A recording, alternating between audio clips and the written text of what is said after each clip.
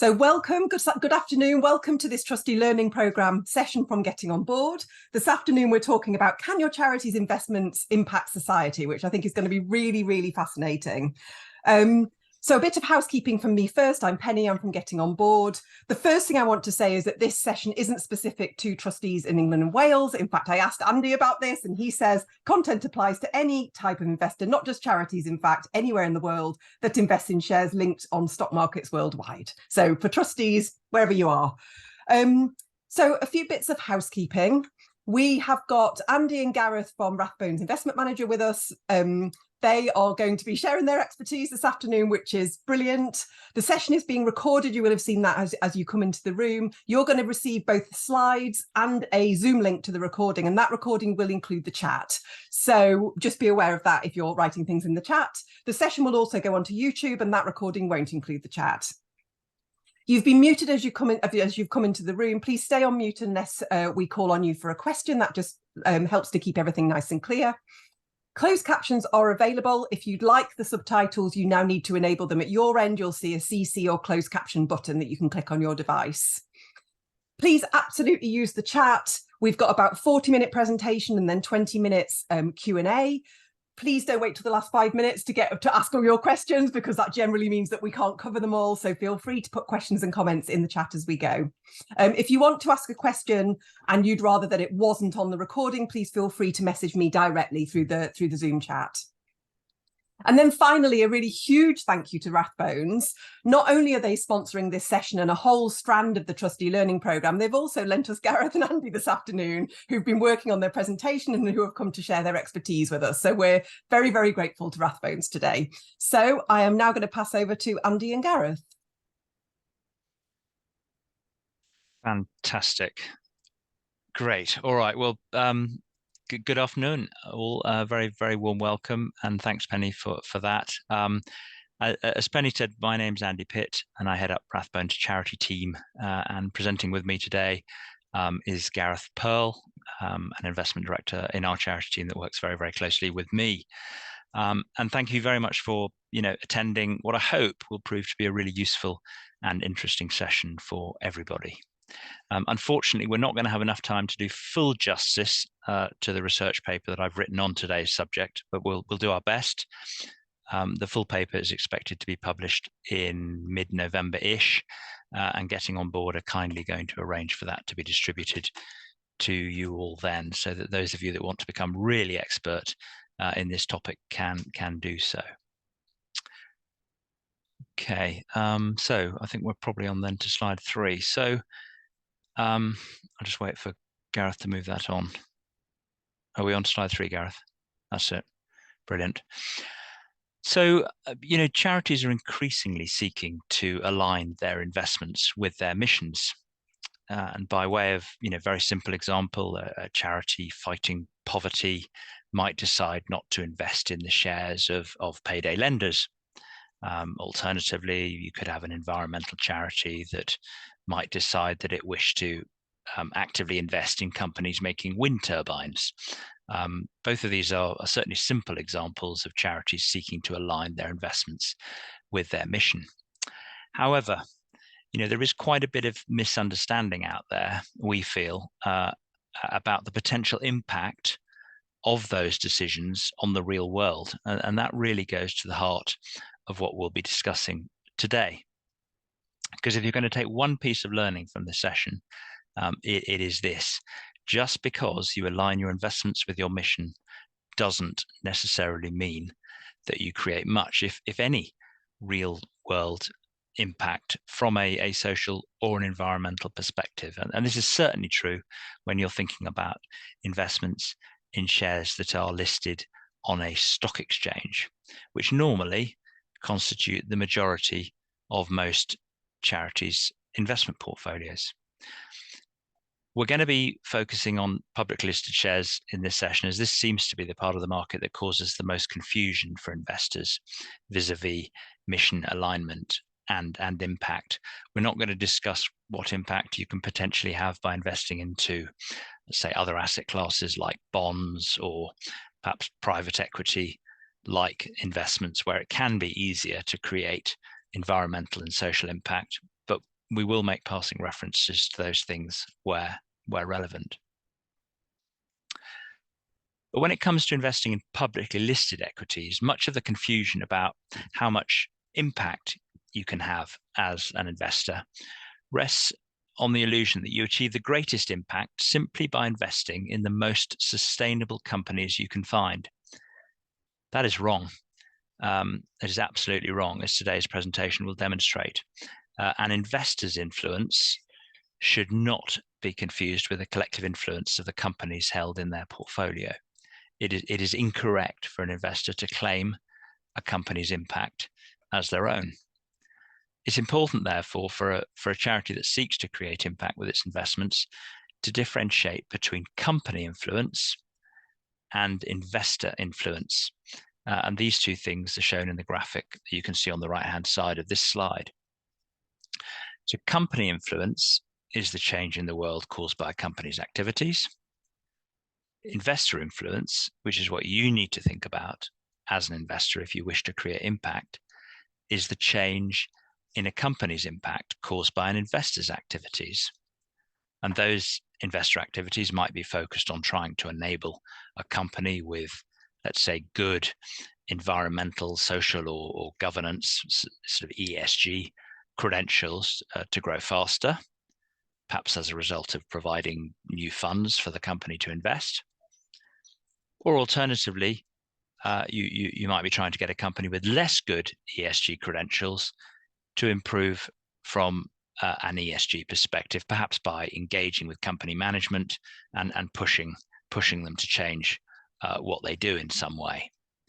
And company influence and investor influence are often conflated by investors in our experience, and trustees that want to improve the world, and surely that is what charities should be about, should be focusing on investor rather than company influence.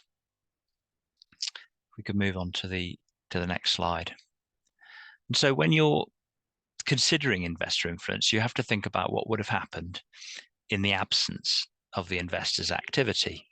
Would that reduction in greenhouse gas emissions or the increase in the number of people with access to clean drinking water, for example, have happened in any event? If it would, then the investor's activity has had no additional impact whatsoever. And this is illustrated in the graphic that you can see on the right-hand side of this slide. You can see on the left of the graphic a green company which has a net positive influence on the world. We could call that a sustainable company, if you like, for these purposes. And then on the right, you've got a brown company, which has a net negative influence on the world. For example, a company that has a bad pollution record. Now, investing in the green company may seem superficially rather attractive. It is a sustainable company after all. However, if the green company has the same impact a year or two after the shares were bought, then the investor's influence was zero. So no impact there at all. In contrast, in this case, an investment in the brown company has caused the company to reduce its negative impact, perhaps as a result of the investor successfully engaging with the company to reduce its polluting activities. So in that case, the investor has had positive real-world influence, even though the brown company might still be worse than the green one in absolute terms. If we could move on to the next slide, Gareth, that'd be great. So hopefully that's a little bit of background for you. In terms of our agenda for today, we're going to be discussing the various influencing strategies, and there are 4, that any investor has at their disposal to try and affect ESG improvements through a portfolio of companies listed on stock markets. And we'll consider which of these strategies is the most effective based on the most recent academic evidence.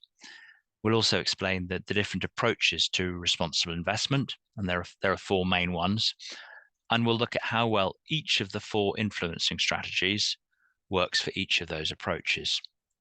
And armed with all that knowledge, then hopefully that should help you to understand how best to increase the impact of your charity's equity investments on the world. If we could move on to the next slide, please. Slide 7, yeah. So let's start off then by reviewing those 4 strategies that trustees have got at their disposal to try and create positive impact, and let's look at how effective each of them is. So trustees can either invest to support the growth of companies that have positive ESG effects. They could divest from companies. Divestment is something we hear quite a lot about, particularly in relation to fossil fuels at the moment. You could divest from companies that have negative ESG effects to try and restrict their growth. Alternatively, thirdly, you could invest in companies that could improve their ESG performance and then encourage them to do just that.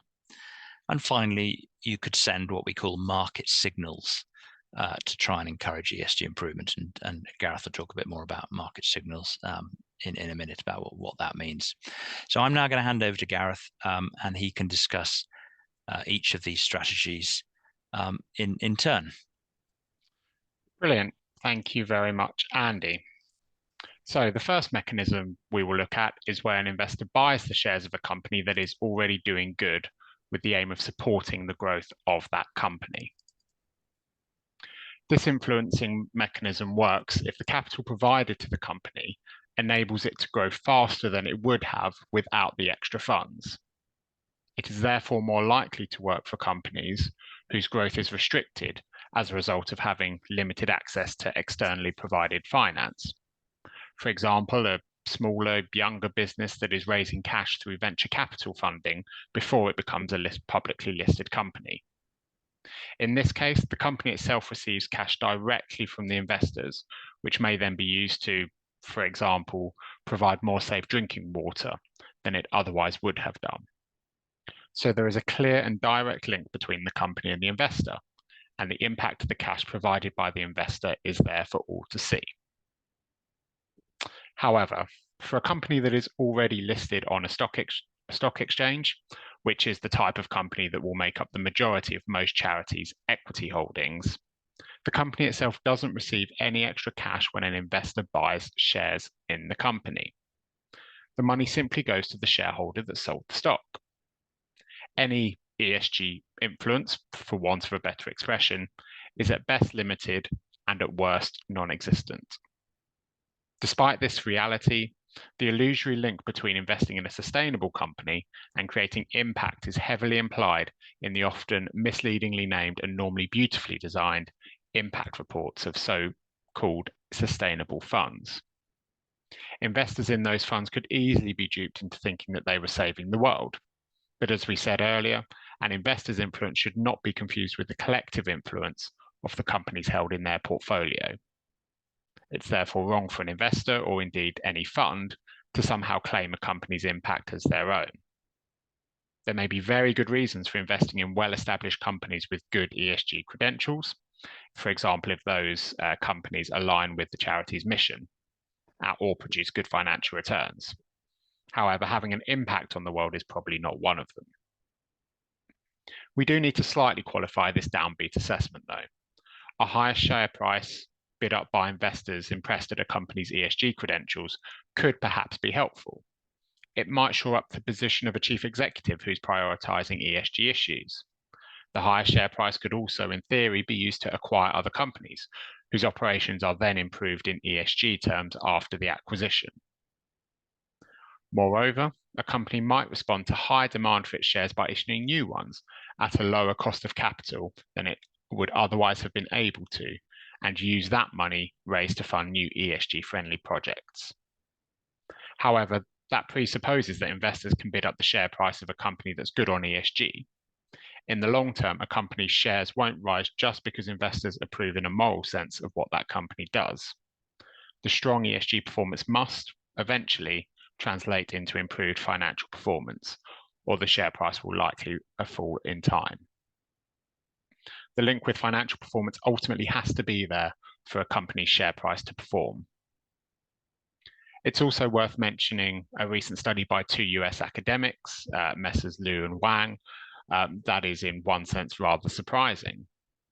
they found that companies seeing strong demand for their shares did respond to the resulting share price increase by raising more capital, as one might expect. However, this extra capital didn't result, on average, in high investment into green projects to a statistically significant degree. This was presumably because most firms were already investing in all of the financially viable projects they wished to. Instead, many companies paid down their debts and others raised their net working capital. That said, when Liu and Wang looked at firms that depended on external financing, for example, much smaller companies than the sorts that most charities will be investing in, they did often use the funds raised to invest more. So to conclude on this mechanism, then, there is little evidence to suggest that buying and owning listed companies supports their growth in any meaningful way. So this seems to be a fairly ineffective method of creating impact on the world. So how about the opposite strategy then? Divesting from companies that you don't like with the aim of restricting their growth. We have seen some of this happening recently in relation to fossil fuel companies in particular. Is divestment effective, though, from an impact perspective? Industry or sector exclusion is one of the oldest approaches used by charities that seek to align their investments with their values. For example, cutting out companies that are involved in producing tobacco or perhaps armaments. Now, we've just discussed the absence of evidence to support the notion that the act of buying shares in a well-funded company supports the growth of that company. Given that, it's probably not a great surprise that divesting from companies with negative ESG effects doesn't seem to restrict their growth either. Unsustainable firms don't generally seem to face bigger problems than sustainable ones in raising equity finance. In theory, at least, divestment could restrict a company's growth by raising its cost of capital, i.e. its cost of doing business, if a large enough number of shareholders chose to divest. However, that number of divestors has to actually be pretty large. Two separate US academics, Messrs. Burke and Binsbergen, recently found that 80% of investors would have to divest from a company to raise its cost of capital by more than 1%. Our first US academics, Liu and Wang, in the paper that I referred to earlier, found that companies hit by strong selling pressure did cut investment.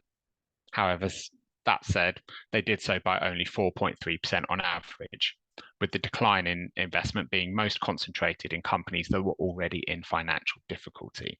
So probably not the sort of companies that charities would invest in to begin with. Another problem with divestment is that for every seller of a company's shares, there'll be a buyer. And you may find that the companies you divest from end up being owned by others who care rather less about improving the world. You've given up your leverage as a shareholder to influence company to others who may not care. This can lead to negative social or perhaps environmental effects, which is probably the opposite of what you seek to achieve by divesting. Despite our reservations about the act of divestment itself having any sort of impact, the threat of divestment may be effective to some degree by helping to make engagement with a company more effective. Engagement is the third shareholder mechanism for creating impact, which we'll discuss in a minute. Investors could make it clear that if an important concern isn't addressed within a reasonable time frame, the company's shares might be sold. That doesn't restrict the company's growth, as we've already explained. However, the threat of divestment may present company management with the prospect of future adverse publicity. Divestment can, after all, be newsworthy, and that's a fact which is not lost on company boards. Moreover, some would argue that divestment may be effective as part of a wider boycott movement.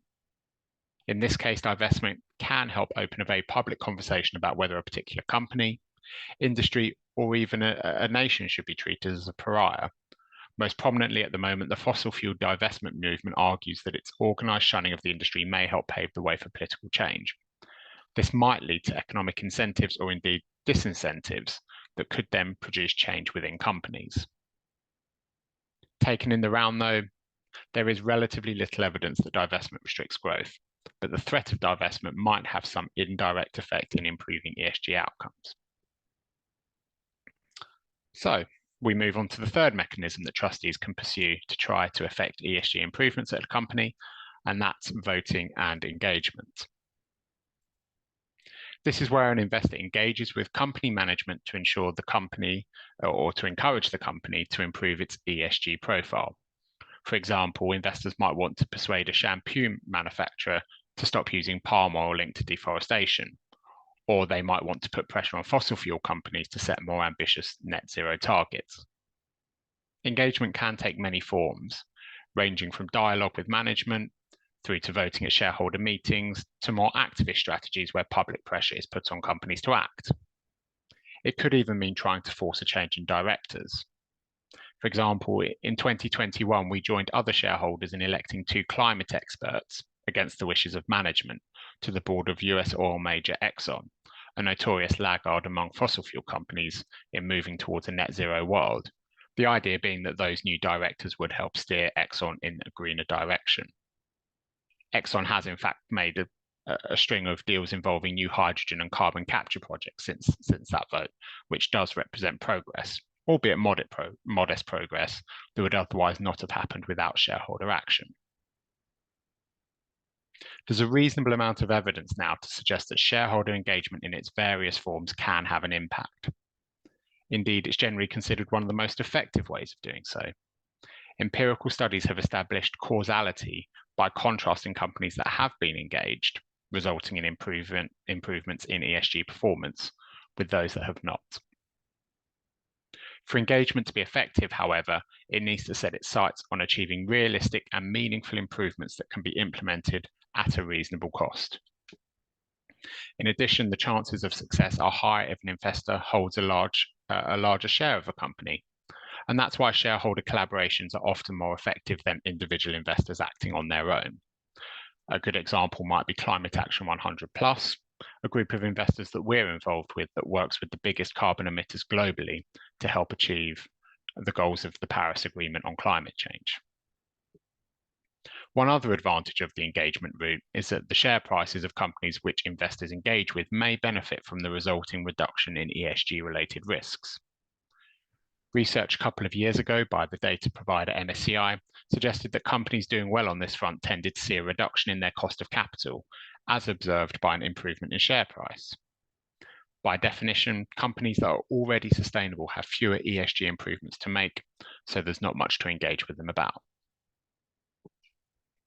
To conclude on this mechanism then, there is good empirical evidence to suggest that encouraging companies to improve their ESG performance can be an effective way of creating real-world impact, especially if those improvements can be made at a reasonable cost and are supported by a large collaboration of investors. So now we move on to our fourth and final mechanism that trustees can pursue to try to affect ESG improvements at a company, that of sending market signals. What does that mean?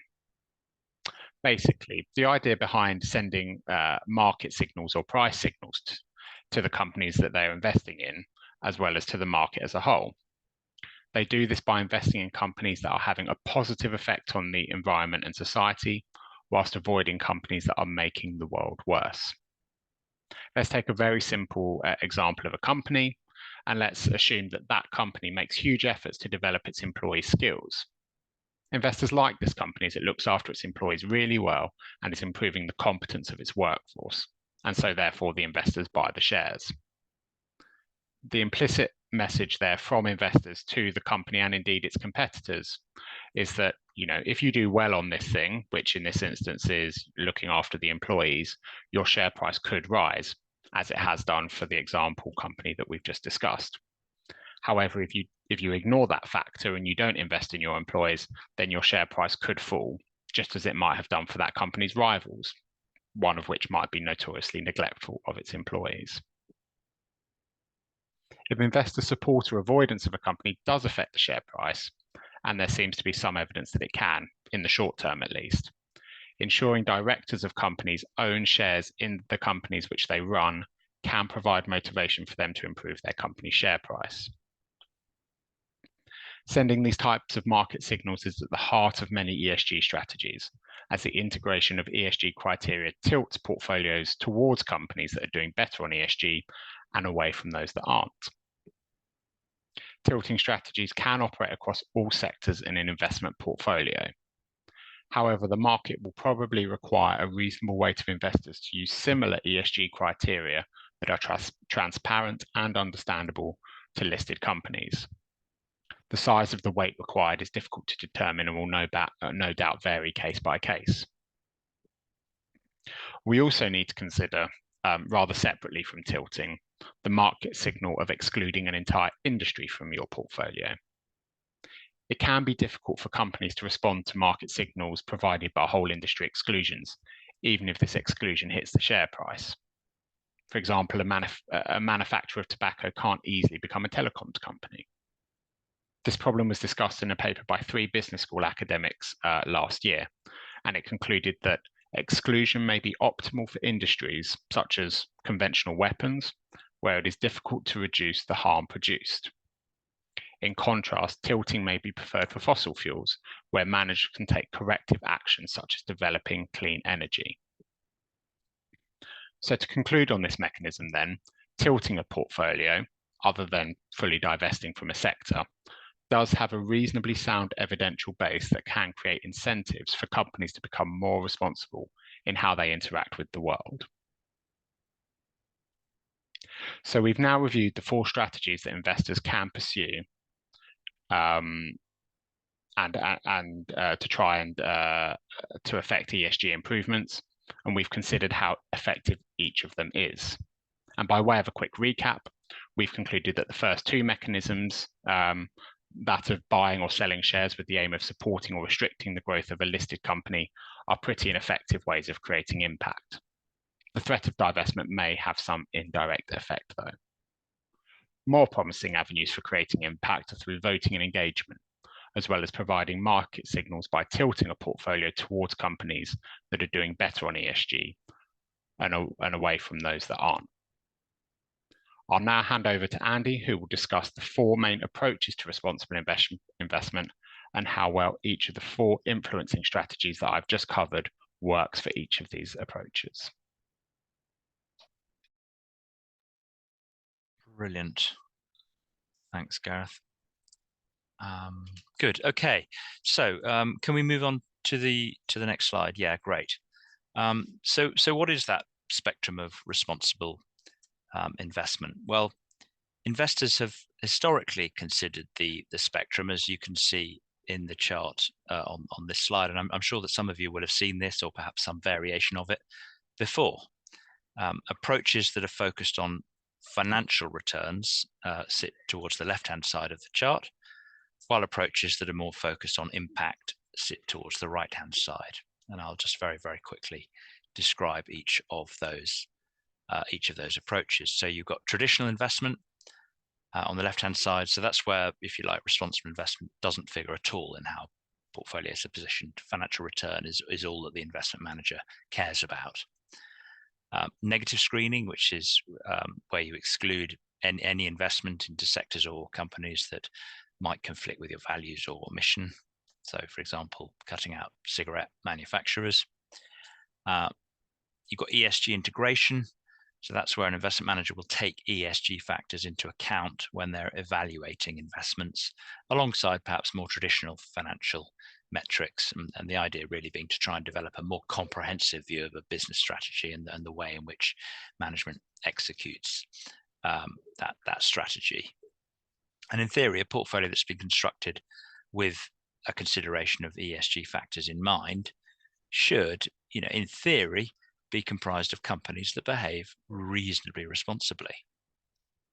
As we move on further to the right, you've got best in sector investment, which is where you're limiting yourself to investing in companies that show sort of strong or best in sector leadership in their respective sectors from an ESG perspective, irrespective really of whether the companies or activities are necessarily sustainable or not. So again, by way of sort of topical example, rather than excluding all fossil fuel companies, you might allow investment into those fossil fuel companies that are working hardest towards becoming more environmentally sustainable, even if they're not there yet. And then the last sort of responsible investment approach, that of sustainable investing, is where you as an investor only invest in companies that are sustainable, if you like, capable of being continued indefinitely without, in theory, causing harm to current or to future generations. And that could include companies working to solve specific social or environmental challenges, such as inequality or climate change.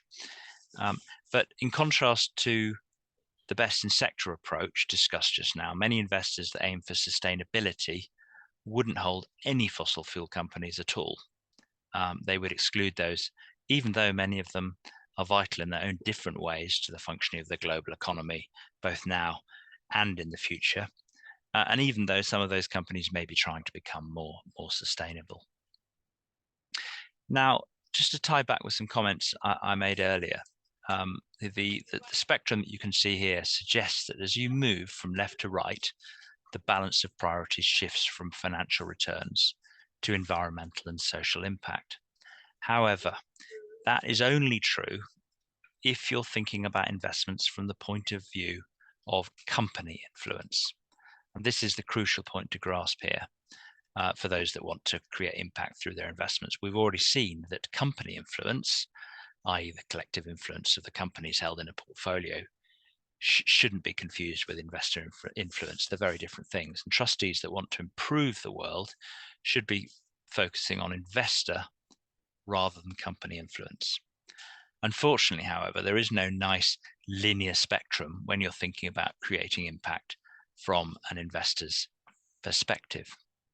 And on the next slide, we have set out a guide, if you like, to the different investment approaches from an investor impact perspective. And the table details each of the 4 responsible investment approaches that I've just covered in the 4 columns. So you've got negative screening, ESG integration, best in sector, and sustainable investment. And then in the 4 rows are the different influencing strategies that Gareth spoke to that could potentially be claimed for each of the responsible investment approaches. And then you've got the text in the middle detailing whether the case is made or not. And in theory, armed with that knowledge, then trustees that want to create impact through their equity investments should be able to make a more informed decision about which approach to opt for.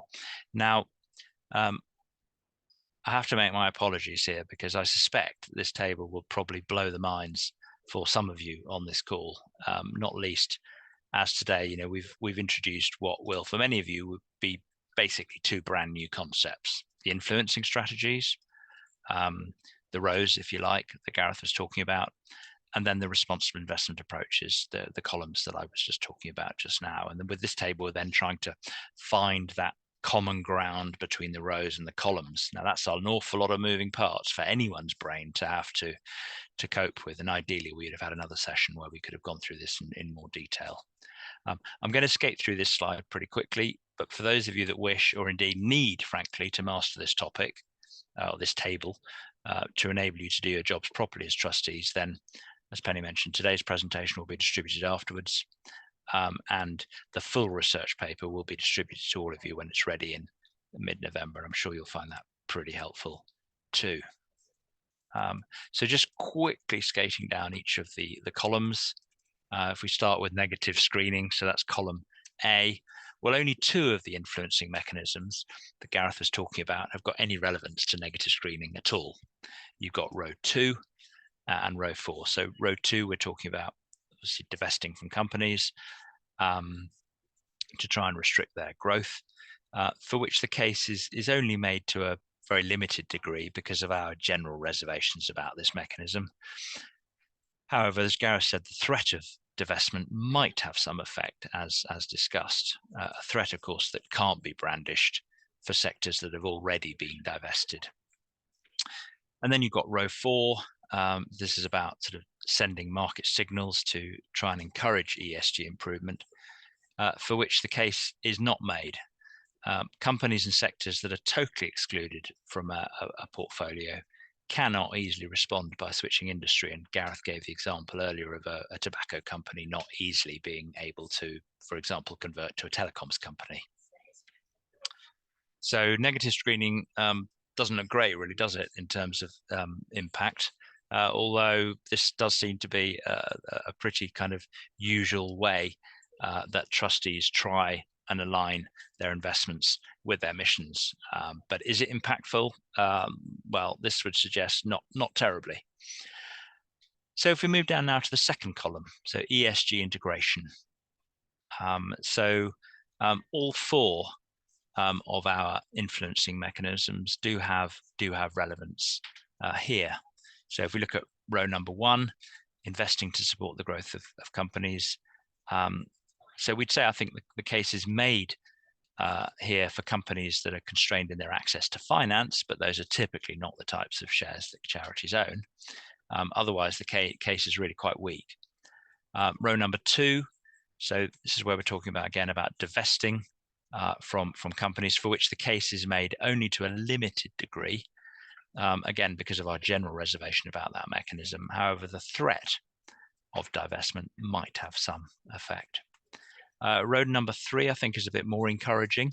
So this is where we're investing in companies that could improve their ESG performance and really encouraging them to do so, for which there is strong evidence, frankly, so long as your investment manager has a robust engagement and voting policy in place.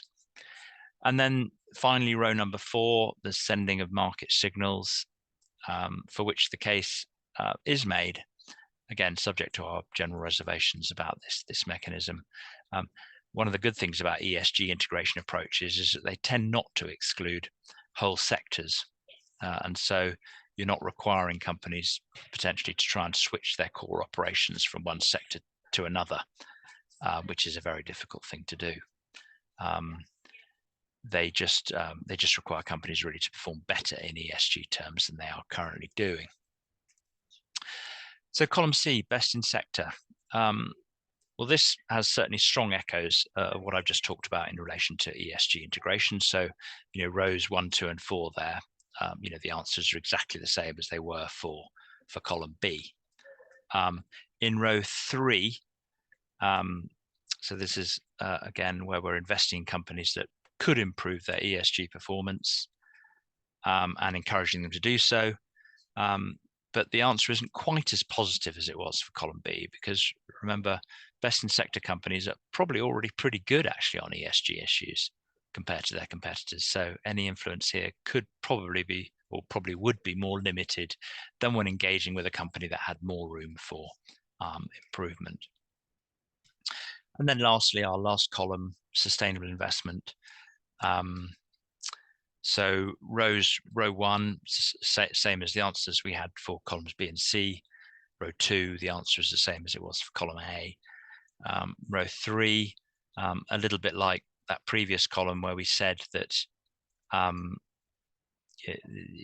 this is where we're investing in companies that could improve their ESG performance and encouraging them to do so, for which the answer isn't quite as positive as it was for column B, or indeed column C, because sustainable companies, rather like best in sector companies, are already pretty good on ESG issues compared to their competitors. So again, any influence could be more limited than when you're engaging with a company that has got more room for improvement. And then finally, row 4, sending market signals, for which the case is made, subject to our general reservations about the mechanism, but it works much less well for sectors in which a sustainable investment doesn't invest at all. And lots of sustainable investors will not invest in quite a few sectors potentially that are available for investment via the stock market. Now, I said I would try and skate through that slide pretty quickly, and I've sort of done it as fast as I could. Apologies if I have lost a few of you. It's quite easy to get lost in the detail here. I would love to be able to spend more time on this with you now, but sadly I can't. I'm sure though that the full research paper would be helpful for you, for those of you that wish to to understand this whole subject a bit better. So if we can move on to our conclusions then, Gareth, our last slide. Next one. There we go. Great. So I suppose to sum up our findings then, our verdicts for each of the responsible investment approaches are kind of a mixture of no, to a limited degree, yes, subject to a reservation, our conclusions certainly don't accord with the concept of any spectrum, at least not when you're looking at impact from an investor's perspective. But putting each approach in order, if you like, from greatest to least investor impact, our conclusion would be that ESG integration is best because it has the least caveats in that table we were looking at before, then best in sector, then sustainable investment, and then negative screening, which perhaps is a result that could surprise you. Is sustainable investment not the best way to create impact? Well, no, actually, all the research suggests not, which is a shame in many ways, because it would make this subject so much easier, wouldn't it? Having said all that, we do believe that all investment approaches can create some impact if they're done well, with a practical mindset. I think it's much harder for negative screening, frankly, to make the case.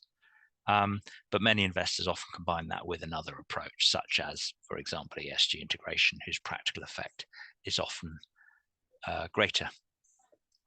So that really concludes the formal presentation. Hopefully that's been useful, and now very happy to take questions. Great, thank you. Wow. My mind is slightly blown.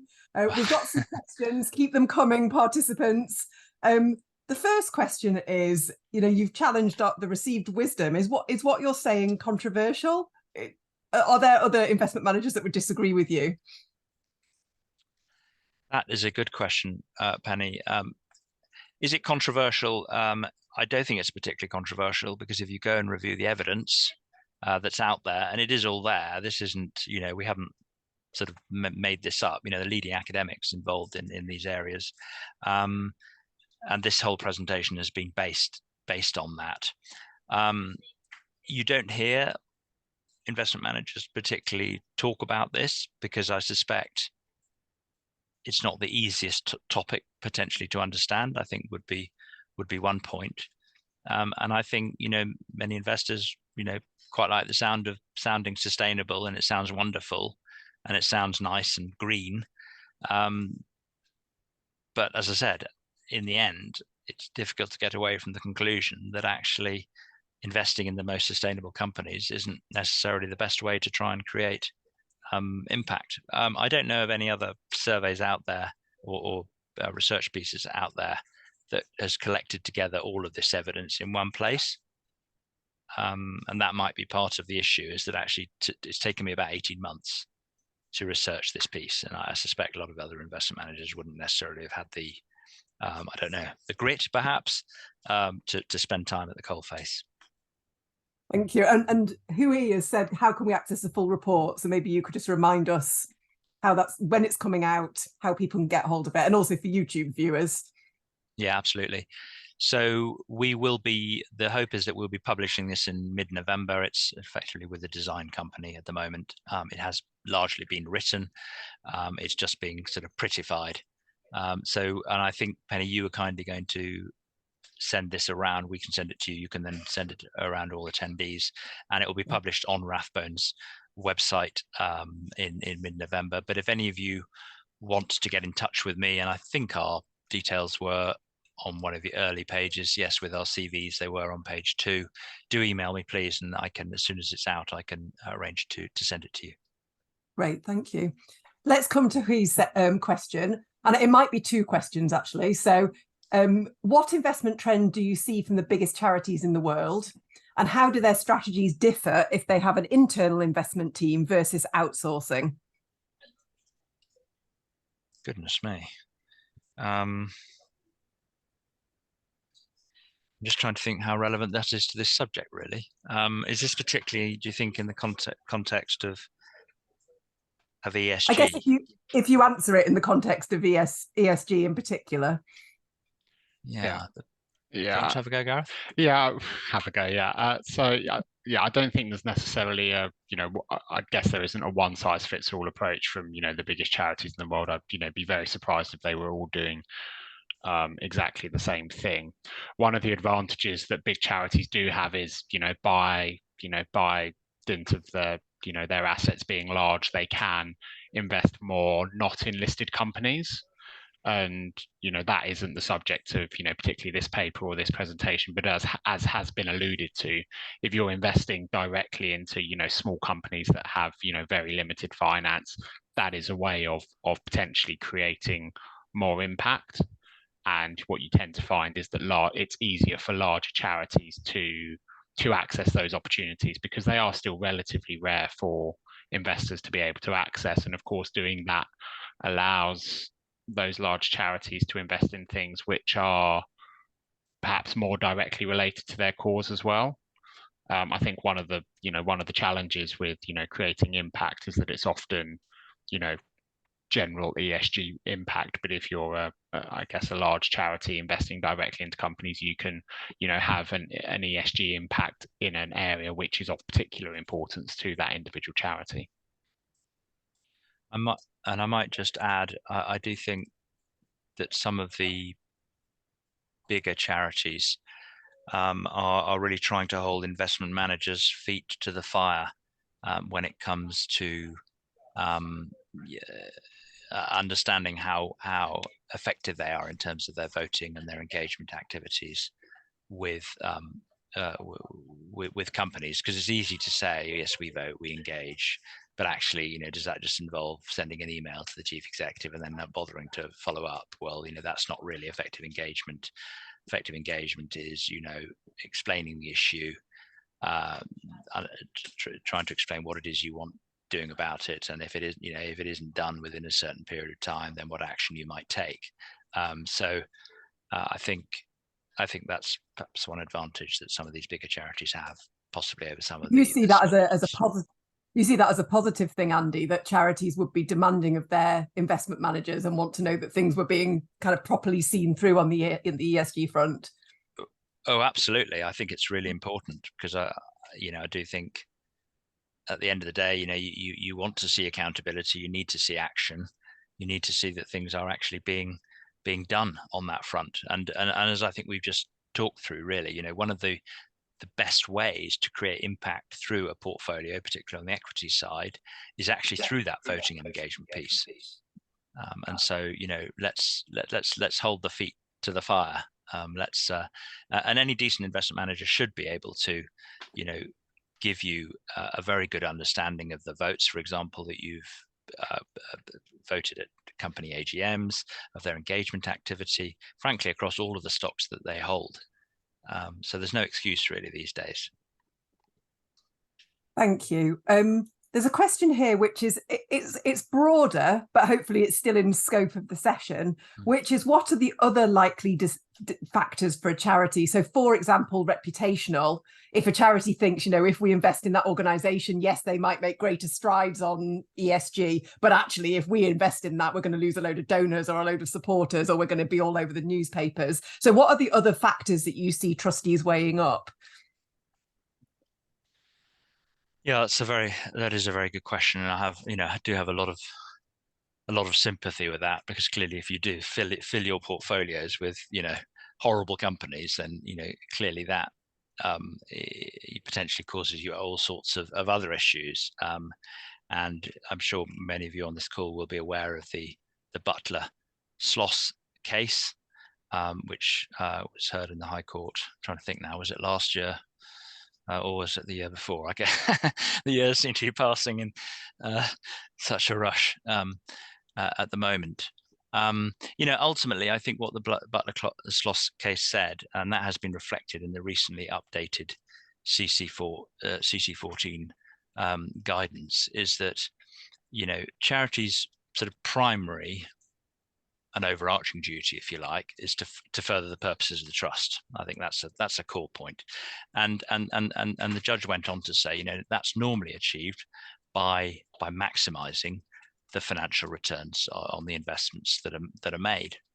But if the trustees are of the reasonable view that that investments would potentially conflict with those charitable purposes, then the trustees have got a discretion, if you like, as to whether or not to exclude those investments. And when they're thinking about that discretion, they need to reasonably balance all of the relevant factors including that the kind of the likelihood and the seriousness of the potential conflict against the likelihood and seriousness of any potential financial effect. And when they're thinking about the financial effect of either making or excluding certain investments, the trustees can take into account the risk of losing support from donors, to your point, Penny, and also they can take into account the damage of the reputation to the charity generally as well. But what trustees shouldn't be doing is, if you like, using their own moral compass. I think that's a really, really important point. You need to be wearing your trustee hat when you're thinking about this. And, helpfully the judgment went on to say, and again, CC14 says this as well, as long as trustees have acted sort of honestly and reasonably and considered all the relevant factors, even if somebody else might have come to a different decision when balancing up all of those things, trustees are safe. And I think the point is, as long as you've documented that decision, then you'll be in good shape. Great, thank you. So interesting. There's a question here about greenwashing. So, and Gareth, you talked about this. You talked about impact reports that beautifully designed, and how does a charity avoid being influenced by that? And I guess it might be a charity with an investment manager or without an investment manager. Yeah, that's again another really good question, and perhaps one that Andy can jump in on as well. I think it's an education piece. As Andy alluded to, it's not an easy subject, and it's one that hasn't been looked at or perhaps reported on much by investment managers or looked at in great detail by trustees. But I think if trustees can endeavour to really understand the topic, the difference between company impact and investor impact, and then look at what's written in those reports, that should and then feel that they're armed to ask questions of managers, holding feet to the fire, as Andy said. I think that puts them in a much better place than they otherwise would have. And it's not necessarily in the interests of managers who are selling sustainable funds to perhaps highlight this, but trustees, as I said, educating themselves to do the best job they can will certainly help. And have a look at those reports. Are they saying that a company's behaviour has changed, or have they said that a company has just done something because they happen to keep doing what they were doing the year before? And we think a little bit of knowledge will go a long way on that front. Yeah, because I do think it is easy when you read those impact reports, and I, again, putting a trustee hat on, you could read that and you read about all the wonderful things that these companies are doing, and they are doing wonderful things. I mean, they're providing safe drinking water, they're providing, clean technology, all these sorts of things. It sounds wonderful, but ultimately those companies are doing those things anyway. Just because you've invested in the fund that is investing in these companies isn't actually changing what those companies do at all. And I think that's, again, coming back to this point about investor impact. So what additionality have you had? What additional impact have you had as an investor versus, what impact is the companies that you're investing in having? And if that impact isn't changing through time and doesn't change because you've invested in the company, then what have you done? And I guess that means that the term greenwash might not be the accurate term then. It's just about what difference is your investment going to make. But the company, like the beautiful report, might actually be bang on. But is your investment going to make any difference to the reality there? Exactly that. And I think it's also important to say that that isn't a reason not to invest in those companies. They could make complete financial sense. And so it's not to say that a company that's having positive impact shouldn't be invested in. It's just that investors need to be really clear about what they are or are not achieving when they're making that investment. And the reality is that if you're investing in a business that is already sustainable and remains on the same path, you're investing in it for financial return, not for having an impact as an investor. Yeah, and it's probably just worth reminding ourselves here that what we've been talking about today, is investing in sort of listed equities, so companies listed on stock exchanges.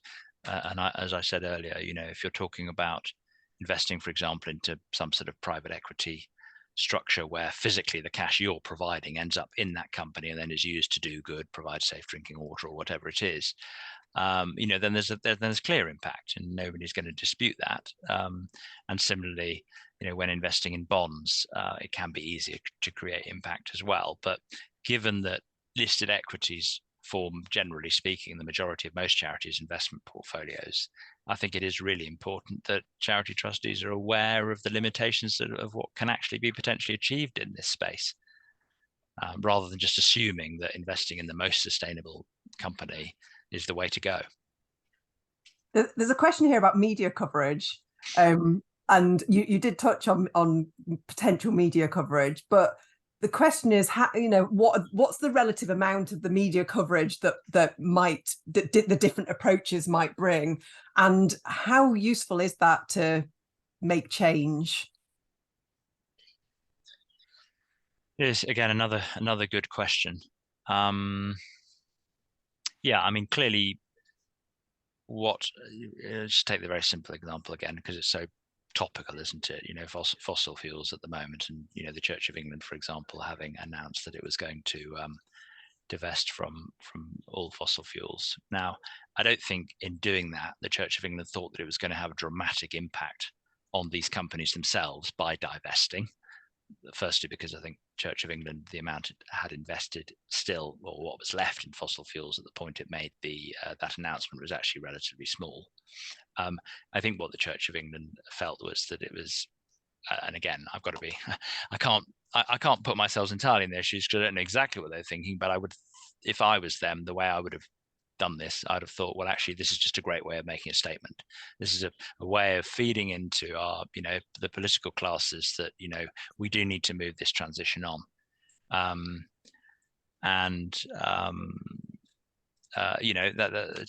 It's a powerful thing, and that then potentially changes.